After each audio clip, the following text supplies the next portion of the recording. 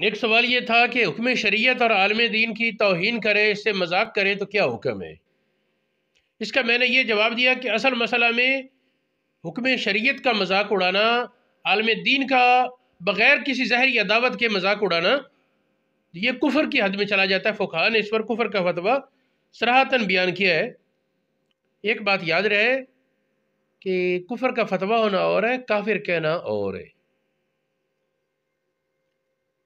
یہاں بہت زیادہ احتیاط ہے، کیونکہ فتویٰ تکفیر میں کسی کو کافر قرار دینے میں حتی الامکان احتیاط کی جاتی ہے، اور اس مسئلہ میں تحقیق یہ ہے کہ اگر قائل کو اس قول کے کفر ہونے کا علم نہیں، بولنے والے کو پتہ نہیں کہ یہ مذاق کفر بن جائے گا، تو اس کو سمجھایا جائے، کافر نہ قرار دیا جائے۔ کسی عالم کو، علماء کا مذاق آج کل بڑا فیشن بنا ہوا ہے، جی مولوی ہے جی وغیرہ وغیرہ، تو یہ علماء کا مذاق اڑانا،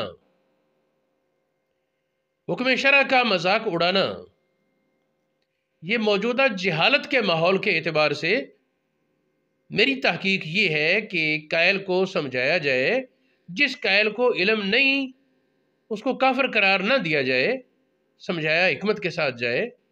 قرآن پاک نے فرمایا لو کنت فظا غلیظ القلب لانفضوا من حولک، اگر آپ بدخلق سخت دل ہوتے لوگ بھاگ جاتے۔ اب یہ جہل یہ نہیں کہ یہ نبی پاک سے کفر کرتے ہیں، اپنی طرف سے اللہ اور رسول کی محبت میں رہتے ہیں، لیکن جہالت کی وجہ سے کفر بکتے ہیں، تو ان کو سمجھانا زیادہ ضروری ہے، نہ کہ ان پر فتوے لگا کر نفرت میں ڈالنا۔ ہمارے دور میں کافر کا لفظ ایک گالی بن چکا ہے، ہمارے دور میں کافر کا لفظ ایک گالی کی حیثیت اختیار کر چکا ہے۔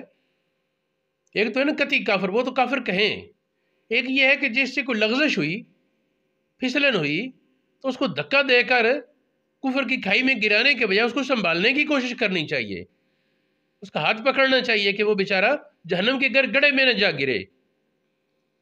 تو چنانچہ یہی بات کہ اگر جہل ہے تو اس کو استہزاء کا کفر ہونا معلوم نہیں تو اس کو کافر قرار نہ دیا جائے۔